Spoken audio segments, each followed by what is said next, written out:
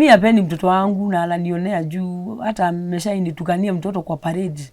Akiniambia ati ni kitoto kirefu kile akifunguangi shule kirefu kama mama yake. Sasa kuniambia hivyo kutena na anakataa mtoto abebe chakula, anataka anunue. Mimi sina pesa ya kulipia shule. Na anataka mtoto kumlazimisha. Mtoto wangu alikaa wiki moja bila kubeba chakula. Tuko family, hamjambo. Jina langu ni King'ori Wangeshi, papa hapa. Tuko na leo tuko katika kaunti ya Kiambu, pahali panaitwa King'ero. Tusikize story ya mama ambaye anasema mtoto wake aliadhibiwa vikali na kudhulumiwa shuleni. Kunani? Habari yako mama? Nzuri sana.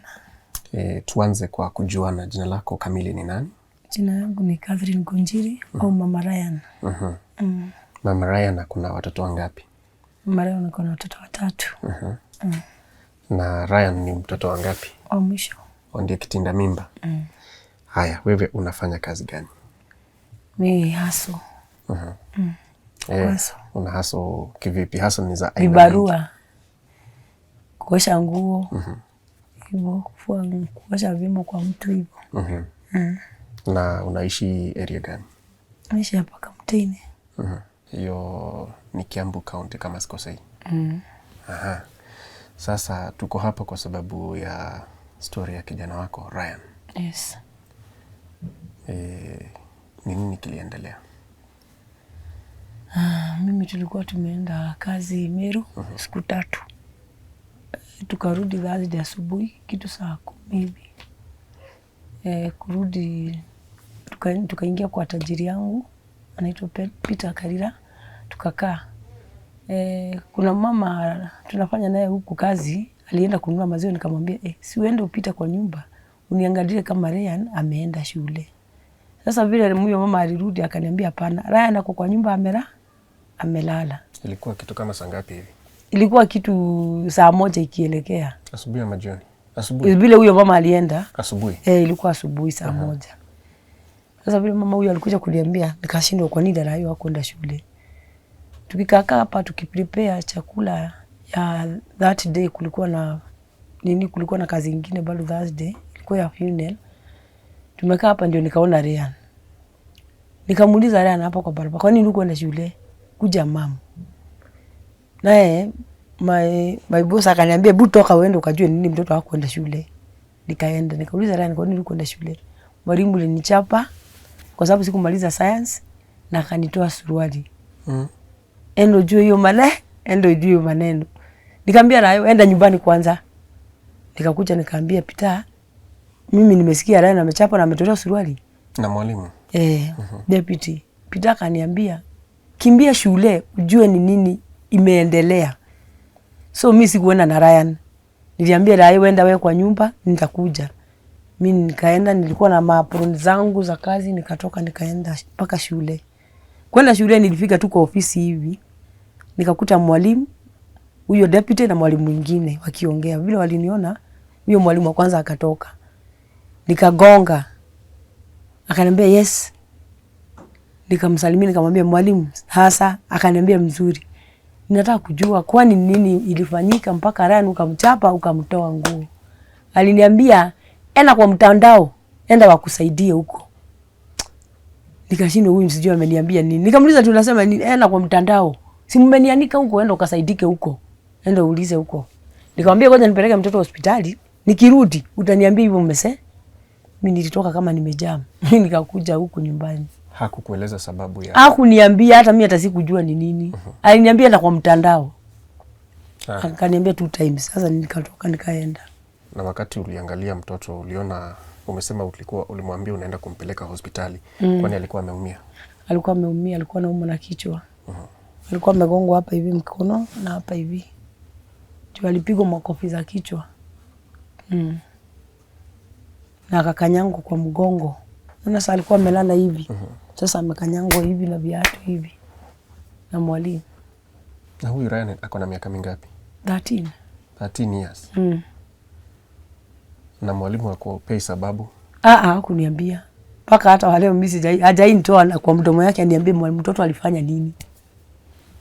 Na suruali mbona alitolewa? Sijui alitoka nini. Mtoto alibaki na boxer. Akakuja nyumbani. Alikuja bila nguo? Alikuja na boxer. Suruali akararua akaweka kwa choo. Mwalimu akatupa kinyasa ya shule. Uniform. Ndio iliraruriwa, kabaki na kakinyasa kadogo, sasa si boxer. Sasa akakuja nako mtoto. Mama Ryan, sasa unafikiria hiyo kitu kama hiyo ina affect mtoto wako namna gani?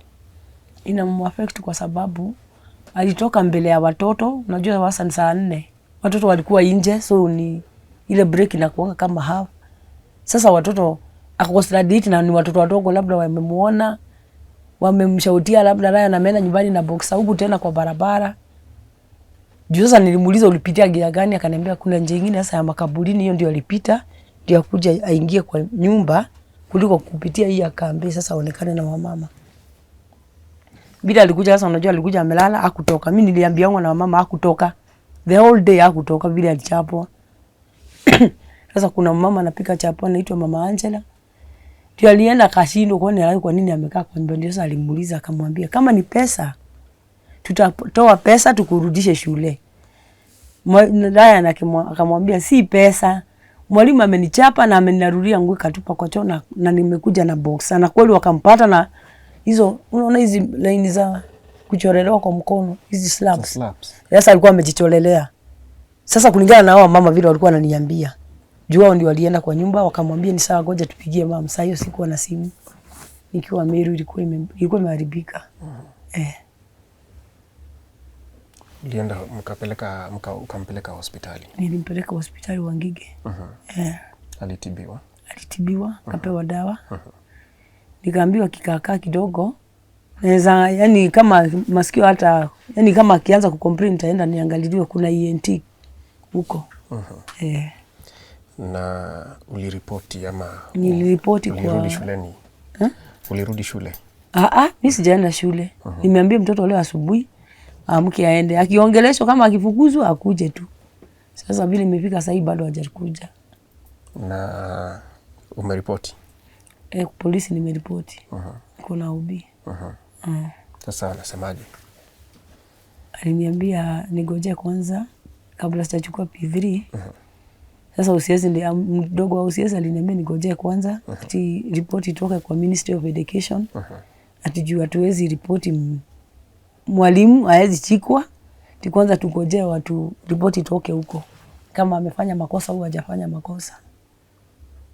Hata kama angeumiza mtoto zaidi haezi shikwa. Si ndio sasa nilikuwa na shida. Ndio sasa hiyo swali yangu ilikuwa hiyo. Juu hata kama si wamemwaffect mpaka akili. Huyu mtoto ako standard 8. Sasa atafanya aje? Najua anampata bado hiyo shule. Tumekuja kufuatilia kesi ya wanafunzi. Hiyo then kwa education. Is the matter is being handled by the education. The education will give you more information. Okay. Ministry of Education. There is nothing going on with the police. Okay. Go to the education. So I have no comment on that. Okay. Na imebakia 1 month afanye mtihani. Anaperform aje? Anaperform mingi vizuri. Na nimeambiwa kwamba mlienda pale mkiwa wazazi. Nieleze kuhusu hiyo siku. Tulienda tukiwa wazazi hapo tukapiga kelele. Kuna mmoja anaitwa Tetemesha BOM. Huyo ndiye alikuja sasa kututukana huko. Akawatukana tena? Si ananiambia hata mimi ni mlevi. Alikuwa ameniona hapa akaniambia sasa ndio nayo boss yangu akamwambia nyamaza, unamwambia ni mlevi ni. Sasa watu wakaanza kushout. Wakamuuliza unaongea aje tena? Sasa akataka kuchapwa. Nikaingia shule. Leo sasa tumeingia mpaka shule. Tukaingia mpaka ofisi. Sasa hiyo ndio niliona sasa deputy ametokea mahali pale alikuwa amejificha nyuma ya kitchen. Jukuru kuja mpaka polisi. Sasa hapo ndio alitokea. Kuna mahali alichomokea kwa kafensi, nilimuona sasa akitoka nyuma ya kitchen. Lakini hakukaribia ofisi ile tulikuwa tunaongea. Sasa mlipoongea, mlikuwa mnaongea na nani? Tulikuwa tunaongea na wakubwa wa shule, Ministry of Education, na OCS, na mdogo wake, na chief, na nyumba 10 wengine. Watu walikuwa wengi hivyo. Hivyo kesi ni kubwa. mpaka na Samba na boss walikuwa wengi. Sasa mkaafikiana nini? Niliambiwa ati nitapigiwa simu. Niambiwa vile kunaendelea na Ministry of Education. Hapo ndio wazazi tulifikisha, wakaniambia nitakupigia simu. Wakaniitisha ID number na namba ya simu. Nikamwambia juu simu yangu si mzuri, unaweza pigia mdosi wangu Peter umwelezee vile kunaenda. Hapo ndio tumefikishana na wao. Na hii ndio kesi ya kwanza ya kufanyika shule. Uwe mwalimu umekuwa mkipelekanaje na yeye? Mimi hapendi mtoto wangu na ananionea juu hata ameshanitukania mtoto kwa parade. Akiniambia ati ni kitoto kirefu kile akifunguangi shule kirefu kama mama yake. Sasa kuniambia hivyo kutena na anakataa mtoto abebe chakula, anataka anunue. Mimi sina pesa ya kulipia shule. Na anataka mtoto kumlazimisha. Mtoto wangu alikaa wiki moja bila kubeba chakula. Anakuja kukula jioni. The reason I don't know. Na huyo mwalimu akukuja kuniambia ni nini anakataa Rayo abebe. Na wale wengine rafiki zake wanabeba shule. Sasa hiyo sikushindilia hata sikuuliza, niliachana tu nikaona huyu kama mjinga. Sasa unaona sasa amekuja too much. Juu nilikuwa namnyamazia kila saa. Turudi nyuma kidogo, ati alikutukana. Alisema kwa parade. Rayo alifukuzwa juu ya 400. Nikampatia 200 apeleke shule, sina pesa nyingine. Sasa hiyo nilikuwa nimeosha kwa club hapa, nikapewa 200. Nikaona hii 200 baada niende kwa nyumba na leo tena amefukuzwa. Nikamwambia shika basi, hata nilipatilia kwa mlango nikamwambia Judy, umenilipa. Shika 200, enda upeleke shule. Ngoja tukae bila pesa. Kurudi mimi nimekaa kwa nyumba hivi ndio Rayo. Mwalimu amekataa. Iko wapi pesa amekataa? Ako nayo, amesema uongeze 200 nyingine. Nikamwambia Ryan, kaa kwa nyumba usiende. Sasa nikamwambia kama umefunga roka achana vitabu, hata chakula achana nazo, kaa kwa nyumba. Sasa jioni watoto wale wametoka shule, walikuja kuangalia Rayo, kwa nini hukurudi? Unajua sasa hiyo mwalimu alisema nini? Hayo. Ati kile kitoto akifunguangi shule kirefu kama mama yake. Nikauliza Alex, unasema nini? Ni ukweli, alisema hivyo, ni ukweli. Walikuwa watoto wangapi? 5. Nikauliza mna hakika nini? Kuja hata ukikuja kesho shule. Ubaya ilikuwa Saturday. Sasa nikaenda Monday kuuliza class teacher, kwa nini huyu mtijenga tunazoeana? Ni nini tunaulizana na yeye? Akarukisha hiyo maneno, akaniambia wewe mama Ryan wachana hiyo maneno. Najua watoto wanadanganyanga. Nikamwambia si uongo. Hakuna watoto 5 wote wanakuja kuniambia kitu moja vile alisema. Hiyo maneno nikaruka. Nikaachana hiyo story. Sasa kutoka hapo sasa unaona sasa ni kuchapa. Na watoto wa shule wakati sasa Ryan amepigwa na kuumizwa. Watoto wa shule klasi yao ama wale waliokuwa pale wanasema nini? Wanasema unajua walikuja kumchukua siku hiyo, ati Ryan anaitwa. Nikamuuliza, ni kweli hata mkiitwa na watu muulizo kama Rayo alichapwa? Alichapwa vibaya. Na baadhi yao wanasikianga vibaya sana juu vile Rayo alipigwa. Hawafurahi juu yani wanasema ni kitu mwalimu amezoea kuchapana hivyo. Ni vile wazazi sasa wananyamazanga. Haongeangi. Ni vile naweza kuja kukuambia mwalimu amenichapa, lakini huyo mtoto anaogopa kusema alinichapa. Unajua sasa mimi Rayo hapo ameniambia mbeleni mgongo. Sasa vile alikuja kuojua kabisa, ndio alikuja akasema alikanyangwa mgongo. Sasa unajua sasa mimi angeniambia, lakini sasa kuna watu sasa kama huyu Mungu alimwambia. Lakini watoto wa klasi wake wanawafurahi, wanasikia vibaya. Na wewe hiyo maneno umeichukulia namna gani? Kama ningekuwa na nguvu, mwalimu angekuwa ndani. Anijibu tu, aniambie tu suruali inakujia wapi na kitabu.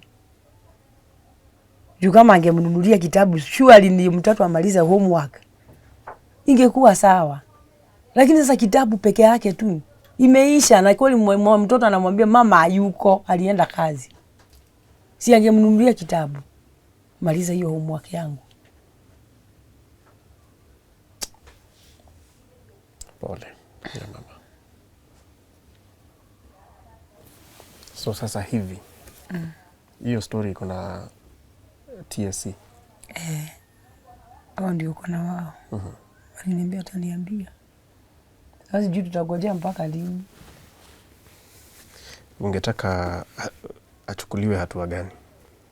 Si achukuliwe hatua ndio mtoto apate justice yake, mpaka hiyo akutolewa suruali mbele ya watu, ya watoto wale wengine juu amemuona. Juu ameaffectiwa yani kitu kingine, yani kwa nini hiyo mwalimu anamfanya hasa mbele ya watu? Unajua sasa kupiga huku ni sawa, lakini sasa hata kumkanyanga kwa mgongo kama mgemvunja spinal cord, alafu sasa ni nyamaze, mtoto akue sasa na shida polepole, aendage na shida polepole, nitafanya nini? Na sio mwalimu alipigwa transfer, sikuchukua P3, hiyo maneno iliisha. Sasa mtoto wangu atakuwa kiwete, na nijua kitu kidogo tulinyamazia tu, kunyamazia tu hivi hivyo. So mimi nilikuwa naona ningechukua P3 nikae nayo, if any case anaweza enda hata yeye ndani. Kwanza ndio afundisha wale wengine, ikuwe funzo kwa wengine, hata wahi kuguza mtoto mwingine hivi. Na wito wako kwa walimu? Tumekuwa na kesi kadhaa za walimu kwa mishandle, si wote. Si wote. Na wale ambao wanapea walimu picha mbaya. Message yako kwa walimu kama mzazi ni gani? Message yangu kwa walimu, nitawaambia hivi. Either mtoto amekosa nini? Wacha kuchapa. Muandikie barua mwalimu au upigie mzazi, umwambie na kutaka kesho na mtoto. Kusema ukweli sitakataa kuenda shule. Juu umeniambia kesho nakutaka shule. I want to talk this and this and this. Hapo nitakuja. Tutakuja tuongee, mtoto wako anafanyanga hivi, anafanyanga hivi. Unisaidie na wewe, uchape kidogo na mimi nichape. Mtoto wangu atakuja straight. Lakini sasa ukimchapa peke yako, mimi sijui amefanya nini. Sasa hapo naweza taka tu kuuliza walimu. Mtoto akikosea adhibu, lakini si adhibu hiyo yani ukiubaya hiyo yote mpaka unaumiza. Hapana. Nimekuletea mtoto umfundishe na mimi nimfundishe, tumuangalie sisi wawili. Lakini si kuadhibu hiyo mbaya hivyo. Yani mpaka mtoto unamharibu mpaka akili, unanitoa nguo mbele ya watu. Hiyo sio poa. Asante. Alikwambia uende kwa mitandao? Aliniambia niende kwa mtandao. Mimi hata hajai nijibu kitu kingine. Aliniambia niende kwa mtandao. Enda wakujibu. Na sasa hiki ni kituo cha mtandao. Sasa hiyo ndio ninataka watu wa mtandao basi wanisaidie juu. Sasa kama nimeambiwa niende huko, si ndio ndiko nitaenda kwa mtandao. Na hujatuambia ni shule gani hiyo? Kingero Primary School. Huko ndio kumefanyika hayo maajabu. Watoto wako umewafunzia huko wote? Hapana. Ni huyu tu. Au wengine wawili wako wapi? Wawili, mmoja ako kazi na mwingine ameolewa. Okay. Sasa unahangaika na huyu mdogo. Na mwalimu anakuonyesha maajabu. Pole sana. Na kwa sababu alikuambia ukuje kwa mtandao. Na hii channel iko kwa mtandao YouTube na Facebook. Tuko na familia kubwa. Inaitwa Tuko Family. Kuna watu wako na uwezo tofauti tofauti.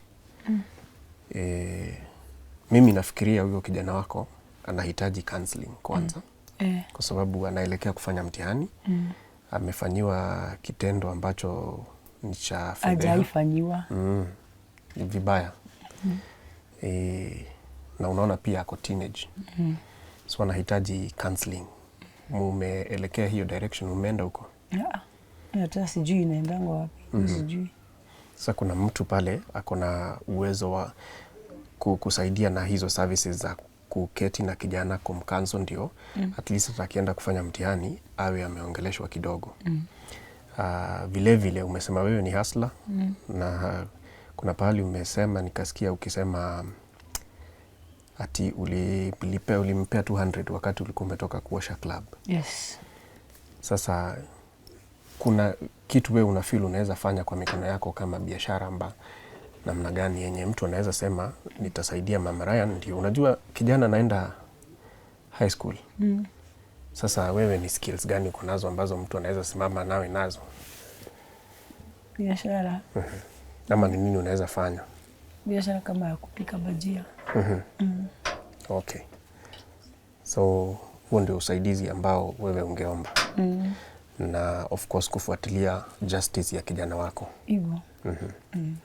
Asante sana Mama Ryan. Yes. We'll try to do our best to push for justice. Yes. Yani tufuatilie tujue haki na ipatikane yako na kijana. Asante sana. Karibu. Naitwa Jeremia Cheke Kenodia na mimi ni mzazi wa shule ya King'ero Primary School. Venye hawa walimu wanatutesea watoto.